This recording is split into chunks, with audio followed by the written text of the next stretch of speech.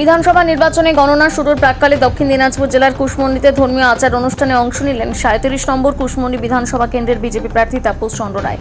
শান্তিপূর্ণ ভোট গ্রহণ সম্পন্ন হওয়ার পর এবার ভোট গণনাও যাতে সুষ্ঠু, নিরপেক্ষ এবং সঠিকভাবে সম্পন্ন হয় এবং পরবর্তীতে সরকার গঠনের পর যাতে এলাকার বাসিন্দাদের জন্য কাজ করতে পারেন, এই কামনাতে তিনি একাধিক মন্দিরে পুজো দেন। আগামীকাল 26শে নির্বাচনের রেজাল্ট, তার আগে এদিন রবিবার কুশমন্ডি বিধানসভার অন্তর্গত শীতলা মা, বাগরাইতলা মা, বাগরাইচন্ডী নরসিংহ মন্দিরে গিয়ে ভগবানের পূজার্চনা করেন। কুশমন্ডির বিভিন্ন এলাকার মন্দিরে গিয়ে তিনি পুজো দিয়ে সর্বস্তরের মানুষের মঙ্গল কামনা করেন।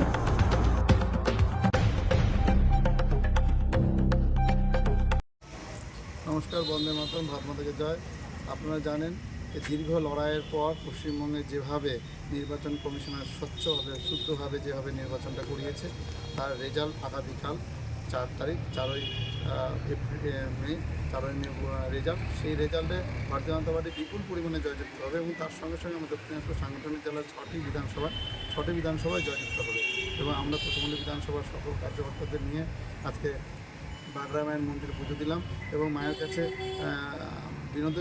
আবেদন করলাম যে কুশমন্ডিবাসীর স্বচ্ছ ভবিষ্যতের জন্য উনি যাতে আমাদের পাশে থাকেন এবং কুশমন্ডি বিধানসভা থেকে জয়যুক্ত করেন এবং আমরা মানুষের হয়ে কাজ করব, এটু মায়ের কাছে প্রার্থনা রেখে আজকে সকলে মায়ের এখানে আঙ্গিনায় এসে আমরা পুজো দিলাম।